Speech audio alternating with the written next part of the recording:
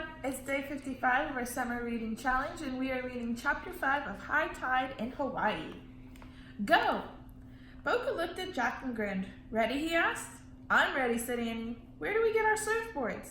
Down there, said Kama. She pointed to a rocky path that led to the beach. Let's go, said Annie. Annie, Boka, and Kama started down the path.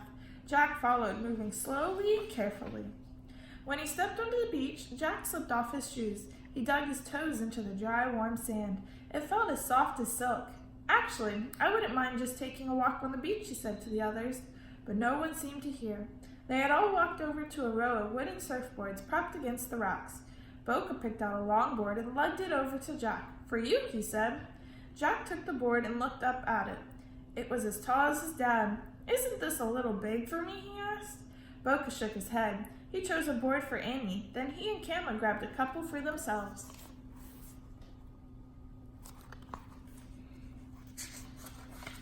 Jack took a deep breath. I'd like to read a little about surfing first, he said. He put his board down and pulled out the research book. What is that? Asked Kama. It's a book, said Jack. It tells you about things. How does it talk? Said Kama. It doesn't talk, said Annie. You read it. Kama looked confused. Jack forgot the book now. Annie said, let's just do what Boka and Kama tell us. She headed for the ocean, lugging her board. Jack sighed and put the book away. He left his pack in the sand, picked up his board, and followed the others. They all stopped at the edge of the water. First, we need to get past the breaking waves, said Kama. Then we'll show you what to do next.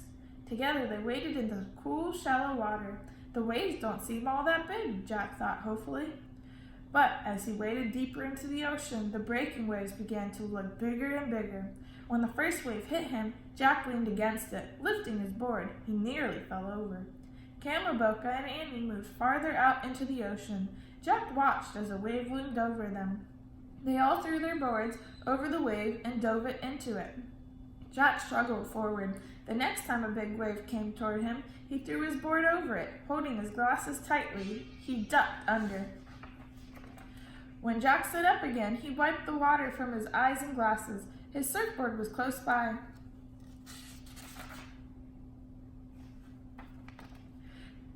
He grabbed it before another wave came. Jack kept fighting his way forward. By the time he got past all the breakers and the water was up to his chest. We'll paddle out to catch a big wave, said Boka.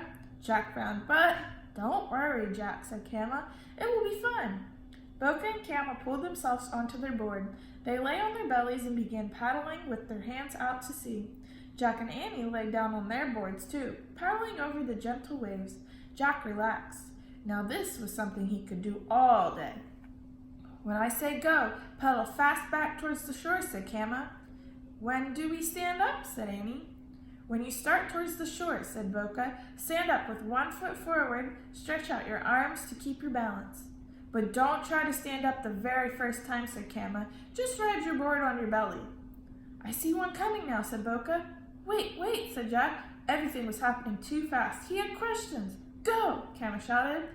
Jack saw a big wave rolling towards them. Before he knew it, Boka, Kama, and Annie were paddling quickly towards the shore. Jack paddled like crazy to keep up. Suddenly, the wave lifted him and swept him forward. Jack zoomed towards the shore. With amazing speed, out of the corner of his eye, he saw Boka and Kama and Annie all standing up.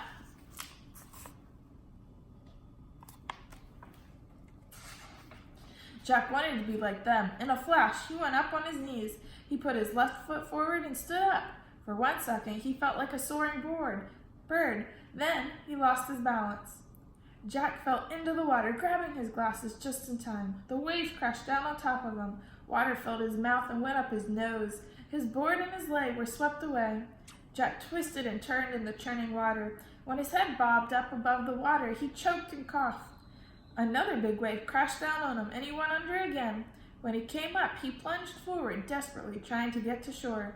Again and again, Jack was thrown down and slammed by breaking waves. But each time he got up and hurled himself closer to shore. Finally, Jack dragged himself out of the ocean, feeling bruised and battered. He fell onto the sand. All right, that's all for today. See you guys tomorrow.